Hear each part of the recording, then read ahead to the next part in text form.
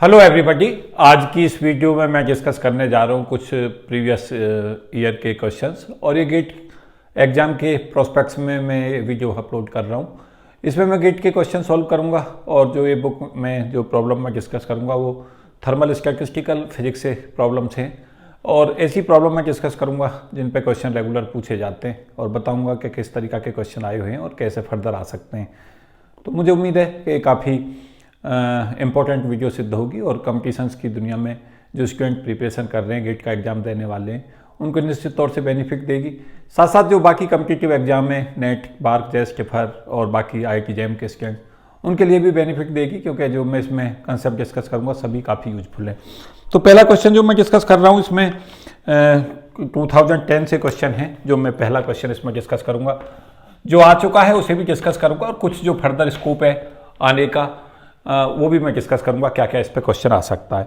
तो क्वेश्चन दे रखा था partition function for a gas of photon is given as log z की वैल्यू दे रखी है क्वेश्चन के अंदर और log z जो दे रखा है फोटोन गैस के लिए उसकी वैल्यू दी हुई है π² / 45 और साथ साथ दे रखा है v, फिर दे रखा है इसमें kBT की पावर क्यूब और यहाँ पे नीचे दिया हुआ है h³ और c³। ये वैल्यू दे रखी है log z की। क्वेश्चन 2 पूछे गए हैं, इसके ऊपर मैं 2 से ज़्यादा चीज़ें कैलकुलेट करूँगा। इसमें जो पूछा गया है, एक पूछा गया है CV और T कर्व पूछा गया है, एक जो क्वेश्चन के अंदर है, और दूसरा जो क्वेश्चन इसमें पूछा गया है B में, वो पूछा गया है pressure of the photon gas. ये इसमें पूछा गया है प्रेशर ऑफ फोटोन गैस। मैं इसमें 2 चीज़ें इसमें पूछी गई हैं, मैं कुछ और भी चीज़ ऐड करे दे रहा हूँ।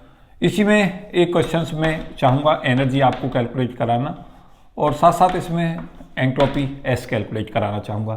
तो ये 4 चीज़ें आप इसमें सीखें। 2 ये पूछी गई हैं, 2 मैं फर्दर आगे करा रहा हूँ। और एक चीज़ जो मैं इसमें और साथ साथ बताना चाहूँगा वो है हमारा केमिकल पोटेंशियल। ये भी आ चुका है क्वेश्चन, केमिकल पोटेंशियल। तो मुझे उम्मीद है कि ये जो 5 कंसेप्ट आप 2 कंसेप्ट ये जो पूछे गए थे और 3 कंसेप्ट में इसमें और भी ऐड कर रहा हूँ। तो काफ़ी महत्वपूर्ण क्वेश्चंस इसे मैं कहूँगा, क्योंकि इस पर क्वेश्चन पार्टीशन फंक्शन पे रेगुलर आते हैं और मैं इसमें जो भी क्वेश्चन डिस्कस करूँगा वो सभी पार्टीशन फंक्शन से ही लूँगा, जो भी पार्टीशन फंक्शन के एप्लीकेशंस हैं। क्या जैसे 2 चीज़ें इसमें पूछी गई हैं, 3 चीज़ें मैं ऐड कर दूँगा और कुछ और फर्दर चीज़ें डिस्कस कर दूँगा। तो मुझे उम्मीद है कि एक भी क्वेश्चन आप सीख लेंगे और इसके आगे की चीज़ें सीख लेंगे, क्योंकि जो पेपर आता है उसमें क्या होता है कि जो आ चुका है उससे कुछ फर्दर आगे पूछने का प्रयास करता है पेपर सेटर। तो याद रखें कि अगर हम CV और T कर्व चाहते हैं तो पहले हमें एनर्जी ही कैलकुलेट करनी होगी और एनर्जी का जो एक्सप्रेशन होता है वो हम सब जानते हैं कि एनर्जी का एक्सप्रेशन होता है kT² del/dt और log z। ये फॉर्मूला याद रखें, इंपॉर्टेंट है। और साथ साथ मैं बताना चाहूँगा इसमें F भी पूछ सकता है, F मीन्स हेल्महोल्ट्ज़ फंक्शन। तो क्या करें कि जो भी क्वेश्चन आ चुका है उसी में देखें कि क्या क्या और फर्दर स्कोप इस क्वेश्चन में बन सकता है। जैसे आप इस क्वेश्चन को सॉल्व करने जा रहे हैं तो आप इसी क्वेश्चन को ये फोकस करके सोचें कि इस पर फर्दर क्या क्या स्कोप्स हैं। तो मैं देख रहा हूँ कि स्कोप में बढ़ाता चला जा रहा हूँ कि क्या क्या चीज़ें और आगे पूछी जा सकती हैं। तो ये स्मार्ट प्रिपरेशन टिप्स में मैं कहूँगा कि जब भी आप क्वेश्चन को सॉल्व करें उससे फर्दर आगे की स्कोप को ढूंढें, तो क्या होगा कि आपको एक ही क्वेश्चन से बहुत सारी चीज़ें सीखने को मिल जाएंगी और यही स्मार्ट प्रिपरेशन होती है। तो log z की वैल्यू हमें दी हुई है, वो यहाँ पे पुट करें तो यहाँ से जो वैल्यू आएगी एनर्जी की वो हमें ऑब्टेन हो जाएगी kT² और del/dt। log z में वैल्यू जैसे ही हम पुट करेंगे तो यहाँ पे वैल्यू आएगी। इस वैल्यू को ऐसा सच रख दें, इसको पूरे को a मान लें कुछ देर के लिए, π²/45v और kB³ h³ और c³। इसको a मान लें पूरे को, a कांस्टेंट, और ये हमारा t³ आ जाएगा। तो ये हमारा AT³ होगा, जहाँ पे A को पूरा कॉन्स्टेंटल में। तो यहाँ पे जब हम इसको AT³ रख देंगे, A जो है इसको मान लिया है हमने पूरे को, तो ये वैल्यू हमारी आएगी kT² और A को बाहर ले आए डिफ्रेंसिएशन से। उसके बाद क्या करें कि del/dt t³ का करेंगे तो ये हमारा 3t² आ जाएगा। तो यहाँ से जो एनर्जी आएगी वो हमारा T की पावर 4 प्रोपोर्शनल आ जाएगी और एनर्जी T4 का मतलब होगा ये हमारा स्टीफन्स लॉ ड्राइव हो गया यहाँ से। स्टीफन्स लॉ ये कहता है कि जब ब्लैक बॉडी हम लेते हैं तो उसके द्वारा, ब्लैक बॉडी के द्वारा जो एनर्जी रेडिएटेड होती है वो टी की पावर 4 पर निर्भर करती है। तो हम देख रहे हैं कि इसी एक्सप्रेशन से हम आसानी से स्टीफन्स लॉ को ड्राइव कर पाए। उसके बाद सी वी अगर हमें चाहिए, सी वी का मतलब specific heat at constant volume अगर हमें चाहिए तो उसे हम ले सकते हैं डेली अपॉन डेल टी।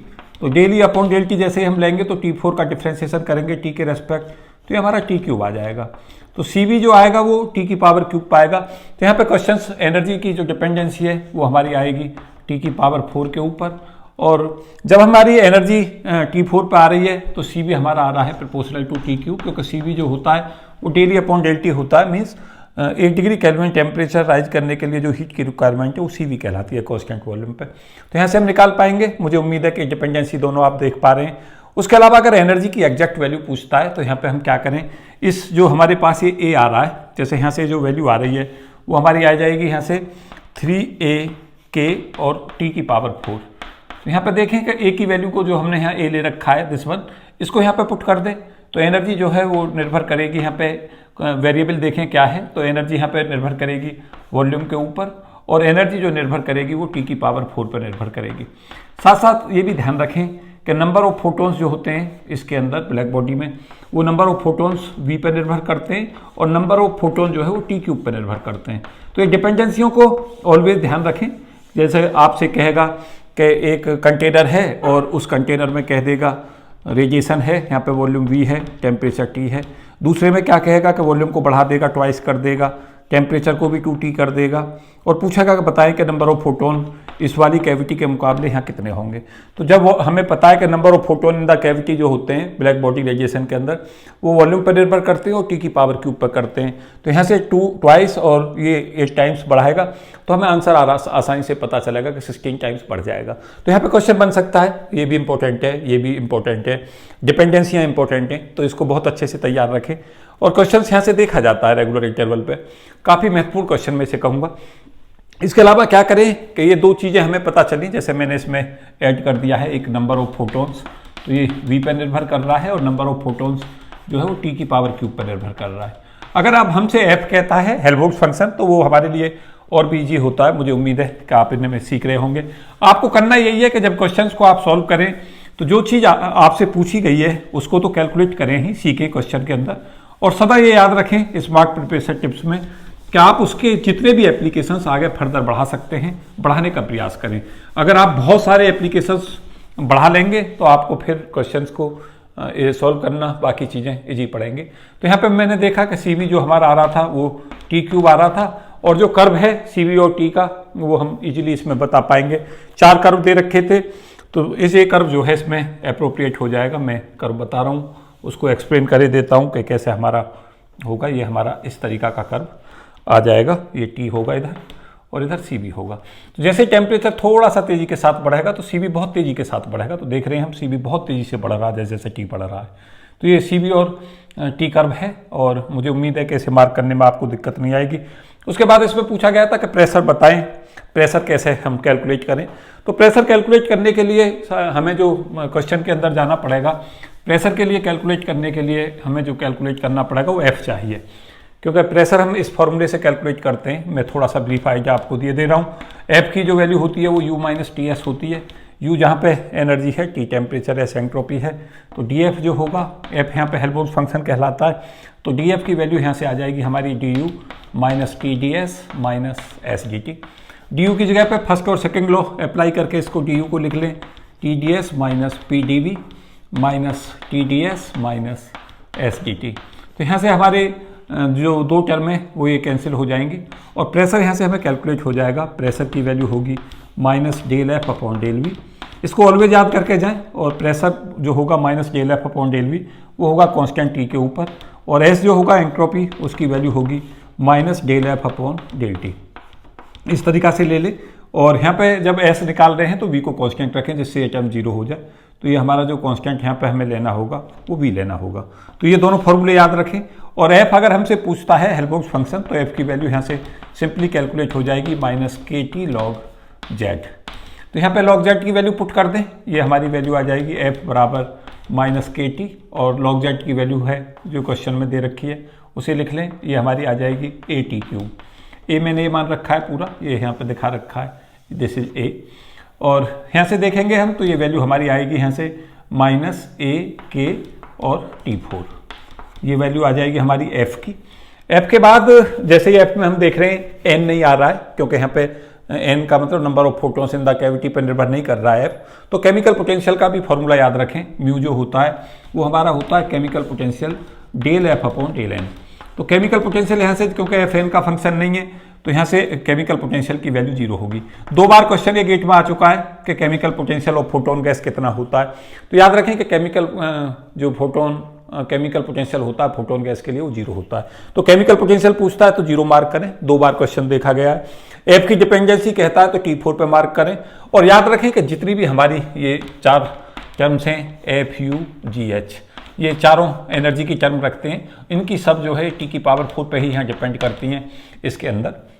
साथ साथ मैं ये भी कहना चाहूँगा कि जैसे ही हम कैसे ट्रिक लगाएं, ट्रिक भी मैं थोड़ा सा आइडिया देता हूँ कि ट्रिक हमारा किस तरीक़ा से काम करते हैं। कई बार कि अगर सपोज किया हमें पता है कि जो हमारी एनर्जी है वो हमें डिपेंडेंसी के तौर पे पता है कैसे निर्भर कर रही है, तो कई बार देखो कैसे हमें फ़ायदा मिलता है, कैसे हम कंसेप्ट अप्लाई करते हैं। एफ की वैल्यू को सिंपली ले लें U - TS, और यहाँ पे जानते हैं U एनर्जी है, T जो है वो टेम्परेचर है, S एंट्रोपी है। तो U जब हमारा T⁴ पर डिपेंडेंसी आ रही है तो F की जो डिपेंडेंसी है वो हमारी जो डिपेंडेंसी आएगी वो T⁴ पर आएगी। उसके अलावा यहाँ पे T आ ही रहा है तो ST³ पर करेगा, क्योंकि T³ और T ये डायमेंशनली जो करेक्ट हो जाएगा T4। तो S की जो डिपेंडेंसी है वो हमारी T³ आएगी। एनर्जी की जो डिपेंडेंसी हम देख ही रहे हैं T⁴ है। CV की जो डिपेंडेंसी है वो T³ पे आएगी। केमिकल पोटेंशियल की जो वैल्यू है वो हमारी 0 आएगी। ये हम सब चीज़ें देख रहे हैं। साथ साथ हमें ये भी पता चलेगा कि CVT कर्व हमने देख लिया। प्रेशर अगर हमें चाहिए तो प्रेशर हम कैसे देखें, तो प्रेशर की वैल्यू अभी हमने देखी थी कि प्रेशर जो आ रहा था वो हमारा आएगा -∆F अपॉन ∆V, ये प्रेशर की वैल्यू थी। और F की वैल्यू को यहाँ से पुट कर दें, F जो है वो है हमारा -∆/∆V, और यहाँ पे वैल्यू जो आएगी ये वैल्यू आ जाएगी हमारी -KT log Z, ये वैल्यू ले लें और Z की वैल्यू पुट कर दें यहाँ पे, तो ये वैल्यू माइनस प्लस हो जाएगा। F का फॉर्मूला याद रखें, पार्शियल फंक्शन में Helmholtz function -KT log Z होता है, energy KT² ∆T log Z होती है, ये ऑलवेज याद रखें। और Z को एवोल्यूट कैसे करते हैं वो भी सीख लें, क्योंकि वहाँ से भी क्वेश्चन देखा जाता है। मैं कुछ चीज़ें और भी डिस्कस करूँगा। तो यहाँ से ये वैल्यू हमारी KT आ जाएगी, ये बाहर ले आए, माइनस प्लस हो जाएगा, और ∆/∆V और log Z की जो वैल्यू है उसे पुट कर दें। ये वैल्यू हमारी है π² और KT⁵ अपॉन H⁻³ और C³। तो V से ∆/∆V इस टर्म को पूरी को, क्योंकि V से इंडिपेंडेंट है, इसे बाहर ले आए और ∆/∆V हमारा 1 हो जाएगा। तो यहाँ से जो वैल्यू है वो प्रेशर की जो हमारी वैल्यू आएगी वो हमारी आ जाएगी KT, और साथ साथ जो वैल्यू आएगी वो आएगी हमारी π² अपॉन 45, और साथ साथ जो वैल्यू V हमारा चला जाएगा यहाँ से KT³ अपॉन H⁻³ और C³। ये इस तरीक़ा से आंसर हो जाएगा। K को मल्टीप्लाई करके लिख दें और आंसर मार्क कर दें। तो इस तरीक़ा से इसको सॉल्व करेंगे। तो प्रेशर यहाँ पे हम देख रहे हैं, प्रेशर भी हमारा T⁴ पर निर्भर करेगा। तो ये हमारे इंपॉर्टेंट कंसेप्ट हैं सारे। तो यहाँ से देख रहे हैं नंबर ऑफ फोटोन वॉल्यूम पे, नंबर ऑफ फोटोन T³ पे, F जो है वो T4 पर निर्भर कर रहा है, केमिकल पोटेंशियल 0 है, और S जो है वो हमारा T³ पर निर्भर कर रहा है। प्रेशर मैंने यहाँ से कैलकुलेट करा दिया है, प्रेशर की जो वैल्यू है वो एग्जैक्टली ये आ जाएगी। तो मुझे उम्मीद है कि ये सारी सब चीज़ें आप सीख गए होंगे और आप तैयार रहेंगे यहाँ पे क्वेश्चंस जब भी आएगा तो आप। और मैं सदा कहूँगा कि log Z की वैल्यू को वहाँ पेपर में ना निकालें, इसको याद ही कर जाएं पेपर के से पहले, तो आपको फ़ायदा मिलेगा। क्योंकि कई बार क्या होगा, चीज़ें पूछेगा, डिपेंडेंसी पूछेगा या कोई भी चीज़ कैलकुलेट कराता है, तो इसको निकालना चाहे भले ही ना सीखें कि भाई कहाँ से ये एक्सप्रेशंस कैलकुलेट होता है। सीख लेते हैं तो 100 के आपको गंभीर की किताब में मिलेगा, ये सॉल्यूशन आप कर सकते हैं वहाँ से। लेकिन अगर आप ना भी करना चाहें तो उससे भी काम चल जाएगा। R.K. पथारिया साहब की बुक में भी दे रखा है इसका एक्सप्रेशंस, और गंभीर की बुक में भी दे रखा है। तो आप दोनों में से ले सकते हैं, कहीं से भी डेरिवेशन समझ सकते हैं। मैं इस वीडियो में नहीं करा रहा हूँ डेरिवेशन पार्ट, मैं अप्लाइड में ही मेरा विश्वास है, क्योंकि कंपटीशंस की दुनिया में जो क्वेश्चंस आने वाला है वो अप्लाइड ही आएगा। तो ये मेरा क्वेश्चन था, इसमें मैंने बहुत सारी चीज़ें डिस्कस की, क्या क्या चीज़ें पूछी जा सकती हैं। मैं पार्शियल फंक्शन पे ही क्वेश्चन रखूँगा इस वीडियो में, और कुछ चीज़ें और डिस्कस कर रहा हूँ। जैसे पार्शियल फंक्शन से क्वेश्चंस 2009 में भी क्वेश्चंस देखा गया है, तो ये 9 से और 10 से कर रहा था। 10 में तो मैंने बहुत सारी चीज़ें उसमें वैल्यूट करा दी हैं। 2 क्वांटम लेवल दे रखे हैं, पार्टिकल्स जो है, एक एनर्जी दे रखी है E1 इजकल टू 0, और दूसरी जो एनर्जी स्टेट दे रखी है वो हमारी दे रखी है E2 इजकल टू E। ये दिया हुआ है और इस पैटर्न पे क्वेश्चंस काफ़ी पूछे जाते हैं। तो इसमें पूछा गया है कि हेल्महोल्ट्ज़ फ्री एनर्जी निकालें, तो आसान क्वेश्चन है। जेड की वैल्यू हम सब जानते हैं, जेड जो पार्टिशन फंक्शन होता है वो e की power minus beta E R होता है, जहाँ आर का हम समेशन ले लेते हैं। तो यहाँ पे आर की वैल्यू 2 हम ले लेंगे, एक बार एनर्जी आर बराबर 1 ले लेंगे तो ये एनर्जी ले लेंगे, और आर बराबर 2 लेंगे तो ये ले लेंगे।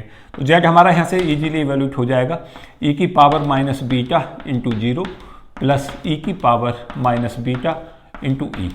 तो ये वैल्यू पार्टिशन फंक्शन की यहाँ से मिलेगी, ये हमारा 1 बन जाएगा, e की पावर माइनस बीटा ई। तो f हम बहुत ही इजीली सॉल्व कर पाएंगे। f जो होगा हेल्महोल्ट्ज़ फंक्शन वो माइनस के टी लॉग जेड होगा। तो ये f हम निकाल लेंगे यहाँ से, z की वैल्यू यहाँ पर पुट कर दें तो f हमें सिंपली कैलकुलेट हो जाएगा। तो काफ़ी इजी क्वेश्चन था और फर्स्ट इसका आंसर हमें मार्क करना था। स्पेसिफिक हीट पूछी है, यहाँ मैं थोड़ा सा आइडिया देना चाहूँगा कि स्पेसिफिक हीट हम इसमें कैसे कैलकुलेट करें। तो पहले एवरेज एनर्जी कैलकुलेट कर लें और एवरेज एनर्जी के लिए एक्सप्रेशन यूज कर लें, एवरेज एनर्जी बराबर K B T, K B means Boltzmann constant, K B T square del over del T log Z, और फिर सी वी निकालने के लिए क्या करें, del upon del T calculate कर लें। ये 2 मेथड्स जो है इसमें अडॉप्ट करते हैं आप नेक्स्ट क्वेश्चन सॉल्व कर पाएंगे। मुझे उम्मीद है कि इससे आपको कोई दिक्कत नहीं होगी सॉल्व करने में और इसे आप आसानी से निकाल लेंगे। तो लगातार क्वेश्चंस इस पर देखे जाते हैं। मैं कुछ पार्टिशन फंक्शन पे क्वेश्चन डिस्कस कर रहा हूँ कि क्या क्या क्वेश्चंस आए हैं, क्या क्या फर्दर इसमें पूछे जाने की है। और याद रखें कि आप बाकी की भी चीज़ें कैलकुलेट करने का इसमें प्रयास करें, जैसे एंट्रोपी सिस्टम की क्या होगी इसी में कैलकुलेट करें, CV क्या होगा यहाँ पे वो भी कैलकुलेट करें, CV तो मैं यहाँ पूछा ही गया था। उसके अलावा प्रेशर क्या होगा वो भी कैलकुलेट करें। अगर वॉल्यूम कैलकुलेट कर सकते हैं पार्टिशन फंक्शन के बाद में तो वो भी कैलकुलेट करें। तो ऐसे पैरामीटरों को देखें कि क्या क्या चीज़ें आप केमिकल पोटेंशियल यहाँ पे निकालना चाहते हैं तो वो कैसे निकालें, सब चीज़ों को निकालने का प्रयास करें। तो क्या होगा, एक ही क्वेश्चन से आपकी बहुत सारी प्रैक्टिसें हो जाएंगी और आप क्वेश्चन को बहुत ईजिली सॉल्व कर पाएंगे। आगे और भी जो स्कोप्स हैं उन्हें क्वेश्चनों को निकाल लेंगे, क्योंकि पार्टिशन फंक्शन लगातार क्वेश्चन पूछा जाता है पार्टिशन फंक्शन पे और काफ़ी महत्वपूर्ण मैं कहूँगा ये टॉपिक रहता है। एक क्वेश्चंस में और इसमें डिस्कस करना चाहूँगा पार्टिशन फंक्शन से। तो आप करके जाएं पार्टिशन फंक्शन को तैयार और क्या करें, एक ही क्वेश्चन को लेके लगातार क्वेश्चंस जो है उस पर बनाने का प्रयास करें, जिससे क्या होगा आपके जो क्वेश्चंस हैं उसकी आपको अच्छे से प्रैक्टिस हो जाएगी और जब भी पेपर में क्वेश्चन मिलेगा आपको इस पोर्शन से तो आप इजीली निकाल पाएंगे।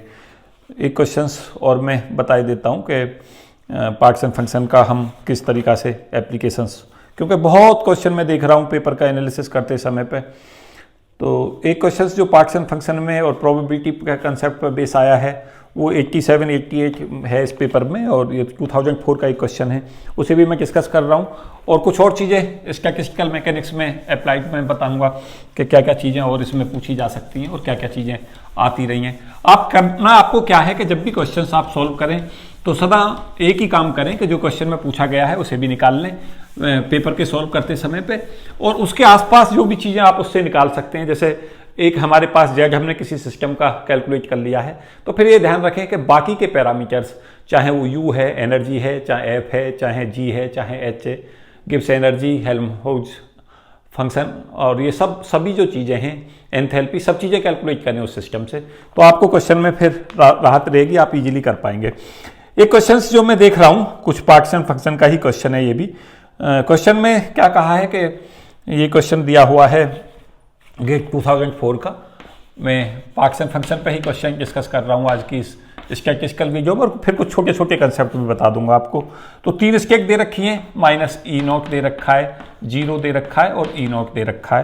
प्रोबेबिलिटी और बीटा E0 की जो वैल्यू है ये 3 n से मिले, capital N number of particle हैं 3 लेवल सिस्टम में, एनर्जी है माइनस E0, 0 और E0, और बीटा दे रखा है यहाँ 1/kT। पूछा गया है क्वेश्चंस के अंदर कि प्रोबेबिलिटी बताएं कि प्रोबेबिलिटी जो होगी वो बीटा E0 की वैल्यू है, क्वेश्चन में दे रखी है बीटा यहाँ 1/2 है, बीटा E0 की वैल्यू 2 है, और पूछा है कि लेवल E बराबर 0 में प्रायिकता कैलकुलेट करें। तो इसमें बहुत ईजी क्वेश्चन है ये। PR की जो वैल्यू होती है प्रोबेबिलिटी इन RF स्टेट वो होती है e की power minus beta E R upon Z. तो ये हमें कंसेप्ट अप्लाई करना होगा यहाँ पे प्रोबेबिलिटी के लिए। काफ़ी इंपॉर्टेंट फॉर्मूला है, इस पर भी क्वेश्चन करके चलें। यहाँ पे जो वैल्यू होगी वो होगा हमारा e की power minus beta into zero, क्योंकि ई आर की वैल्यू को जीरो लें, ई बराबर जीरो में पूछा है।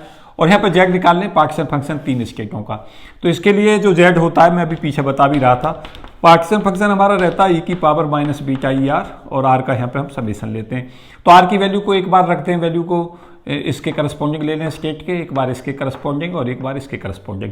तो जब इसके करस्पॉन्डिंग लेंगे तो ये वैल्यू आ जाएगी हमारी e की पावर बीटा ई नोट, क्योंकि माइनस ई नोट रखेंगे यहाँ पे और माइनस माइनस प्लस हो जाएगा, और जीरो रखेंगे तो यहाँ पे 1 बन जाएगा, प्लस e की पावर माइनस बीटा ई नोट। जब ये एनर्जी स्टेट रखेंगे यहाँ पे ई आर की वैल्यू को ई नोट, तो ये आ जाएगा, और ये वैल्यू 1 आ जाएगी। तो 1/1 प्लस 2 कॉस हाइपरबोलिक बीटा ई नोट इसका आंसर हो जाएगा, और ये पावर ऊपर ले जाकर -1 में दी जा सकती है। अगर इसी क्वेश्चन को फिर फर्दर सोचें कि अगर प्रोबेबिलिटी इस स्टेट में पूछेगा तो कैसे निकालेंगे। अगर इसमें पूछता है तो इस स्टेट में जो प्रायिकता है प्रोबेबिलिटी पाए जाने की ई नोट स्टेट में, उसके लिए हम क्या करेंगे, यहाँ पे ई आर की जगह पे जो वैल्यू है वो यहाँ माइनस ई नोट ले लेंगे। तो यहाँ पे ई की पावर माइनस बीटा, और उस केस के अंदर जो प्रायिकता है वो माइनस ई नोट के करस्पॉन्डिंग आ जाएगी, और ये पार्टीशन फंक्शन एज सच रहेगा। तो 1 + 2 कॉस हाइपरबोलिक बीटा ई नोट ये एज सच रहेगा। तो ये प्रायिकता इस स्टेट में आएगी, और प्रायिकता अगर ई नोट में पूछता है, ई नोट स्टेट में, तो यहाँ पे जो वैल्यू है वो यहाँ पे ई नोट रख देंगे इस स्टेट में। तो ये वैल्यू हमारे पास आ जाएगी e की पावर माइनस बीटा ई naught upon 1 + 2 cos hyperbolic beta ई नोट। तो क्या करें कि जैसे क्वेश्चन में इसमें प्रायिकता पूछिए तो फिर ये भी सोच लें कि अगर इसमें पूछता है तो हम कैसे निकालेंगे, इसमें पूछता है तो ये मैंने दोनों निकलवा दिए, और नेट प्रायिकता सदा 1 रहती है, तो आपको आसान रहेगा। उसके अलावा क्या कि इसमें एफ भी पूछा है, हेल्महोल्ट्ज फंक्शन, तो एफ की वैल्यू को -kt log z ले लें। लगातार क्वेश्चन इस पर देखा जाता है, और यहाँ पे जो z हमने एवेल्यूट किया है ये वाला, इसको यहाँ पे पुट कर दें और फिर उसके बाद में सॉल्व कर दें। तो मुझे उम्मीद है कि आप इसे इजीली सॉल्व कर पाएंगे, कोई ज़्यादा मुश्किल इसमें नहीं आएगी। तो काफ़ी क्वेश्चंस मैं इस पर देख रहा हूँ, और एक बहुत ही महत्वपूर्ण कंसेप्ट में और इसमें डिस्कस करूँगा पार्टीशन फंक्शन का ही। इस पर भी क्वेश्चन देखें कि कितनी क्वेश्चंस इस पर हम देख रहे हैं कि लगातार पूछे जा रहे हैं। तो क्या करें कि एक किसी भी सिस्टम के लिए पार्टीशन फंक्शन को एवेल्यूट करके उसके एप्लीकेशन पोर्शन पर काम करें, कितने क्वेश्चंस उस पर पूछे जा सकते हैं, फर्दर उस पर काम करें। तो क्या होगा कि आप जो है स्मार्ट प्रिपरेशन में पहुंच जाएंगे कि आपको एक सिस्टम के बारे में आपने ज्ञात किया और बाकी चीज़ें आपको पता चली। तो जैसे हमसे पूछा गया है कि ये हमारा एन जो दे रखा है, कोई सिस्टम दे रखा है, ये क्वेश्चन मैं बताता हूँ कौन से ईयर का आया हुआ है।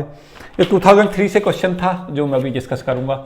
ये पीछे के पेपर में डिस्कस कर रहा हूँ, वहाँ से क्वेश्चन ले रहा हूँ और बता रहा हूँ कि बाकी की चीज़ें, एक चीज़ हम निकाल लेते हैं, बाकी चीज़ें कैसे कैलकुलेट करते हैं। तो यहाँ से गैस दे रखी है, N capital number of particles हैं।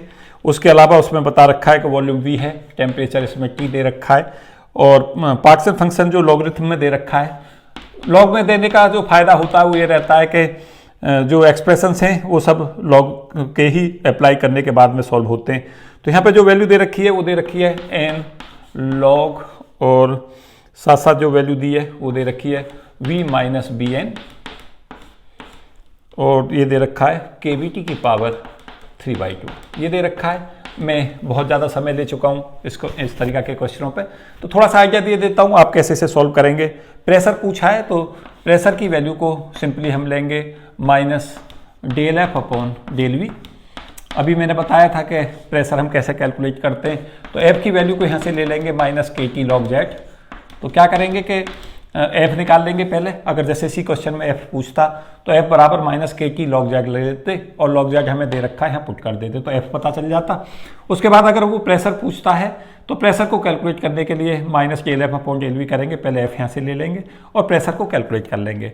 अगर इसी में एनर्जी पूछता है तो एनर्जी का एक्सप्रेशन यूज करेंगे -kT² del/del और log z। इस तरीका से इस क्वेश्चन को सॉल्व कर पाएंगे। तो आता है, काफ़ी क्वेश्चन से पूछा जाता है, मुझे उम्मीद है कि आप इसे निकाल पाएंगे इजीली। और बाकी चीज़ें मैं इसमें डिस्कस कर रहा हूँ कि क्या क्या चीज़ें और फर्दर इसमें पूछी जा सकती हैं, किस तरीका से आपको इसमें तैयार रखना है।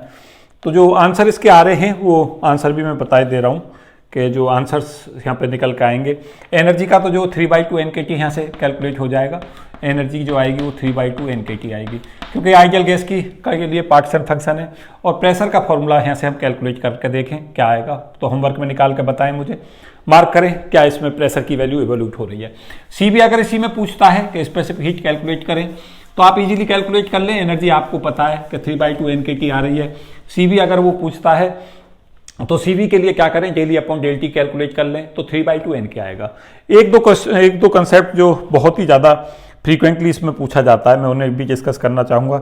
एक बहुत ही दो महत्वपूर्ण कंसेप्ट जो मैं चाहूँगा इसमें और बताना, बाकी कोशिश करूँगा मैं आगे भी कुछ और वीडियो अपलोड करने की जिसमें आप अप्लाइड करने चीज़ों को सीखेंगे। देखो एक क्वेश्चन आता है लगातार, जो क्वेश्चन मैंने इसमें देखा है कि F देता है, F के बाद में प्रेशर और वॉल्यूम और ऐसी चीज़ें पूछता है तो उसे उसी तरीक़ा से सॉल्व कर लें, पहले F निकाल लें और प्रेशर का और एंट्रोपी अगर पूछता है तो प्रेशर और एंट्रोपी एक्सप्रेशन को यूज़ करें। बहुत बार मैं क्वेश्चन देख रहा हूँ पेपर का एनालिसिस में कि यहाँ से क्वेश्चन आता है। एक मैं क्वेश्चन ढूंढ रहा था अभी, लगातार जो पूछा जाता है इसमें,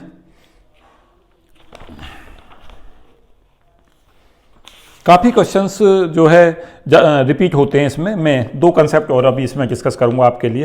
एक क्वेश्चन ये मैंने बहुत ही फ्रीक्वेंट देखा है जो लगातार पूछा जाता है, वेपर प्रेशर कहता है इन mm of Hg of solid, log P की वैल्यू Hg के लिए बताता है, या कोई और भी सब्सटेंस ले सकता है, कोई और सॉलिड ले सकता है, और वेपर प्रेशर बताता है। जैसे इसमें बता रखा है log P की जो वैल्यू है वो बता रखी है 23 - 3863 अपॉन T, और ये तो बता रखी है सॉलिड की, और लिक्विड फेज में बता रखी है log P बराबर इजकल टू 19 - 3063 अपॉन T।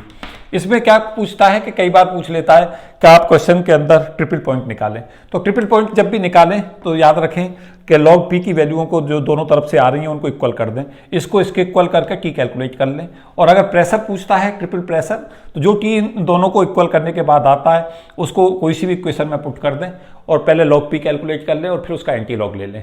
कई बार एंटी लॉग में भी पूछ सकता है, तो क्या करें कि पहले इसका क्या करना है हमें कि अगर ट्रिपल पॉइंट पूछता है तो दोनों को इक्वल कर दें, उसके बाद T सॉल्व कर दें और T जो भी वैल्यू आ जाती है उसे इसमें या इस इक्वेशन में पुट कर दें, log P आ जाएगा, फिर उसका एंटी लॉग ले लें, वो हमारा आ जाएगा ट्रिपल प्रेशर और ट्रिपल टेम्परेचर। दोनों चीज़ें इसमें पूछ सकता है, पूछी गई हैं, लगातार ये भी क्वेश्चन पूछा जाता है। तो इस वीडियो में मैं डिस्कशन दे रहा था कुछ स्टैटिस्टिकल से आए हुए क्वेश्चन और बताने का प्रयास कर रहा था क्या क्या क्वेश्चन आ रहे हैं और कैसे हम करें। साथ साथ मैं ये भी कहना चाहूँगा पार्ट्स एंड फंक्शन सारे सिस्टम्स का याद कर लें, पार्ट्स एंड फंक्शन को इवेल्यूट करना जरूर सीख कर रखें, वहाँ से क्वेश्चन की ऑलवेज संभावना रहती है। गेट के क्वेश्चनों में भी मैं दिखा रहा था कि क्वेश्चंस जो आते हैं पार्ट्स एंड फंक्शन पर रेगुलर आते रहते हैं। तो अभी क्योंकि एक ही वीडियो में पार्ट्स एंड फंक्शन को कवर कर पाना पॉसिबल नहीं था, जितना भी मैं कवर कर पाया आप इसे देखें और बताएं कि आपको ये वीडियो कैसा लगा। मैं आगे कोशिश करूंगा कि कुछ इसी तरीक़ा के कंसेप्ट आपके क्या क्या आ रहे हैं और कैसे उन्हें हैंडल करें और क्या क्या नए नए क्वेश्चन उन पर सॉल्व किए जाएँ, क्या क्या बनाए जा सकते हैं, उन्हें सब डिस्कस करता रहूँगा। Thank you and best wishes for all of you. जय हिंद।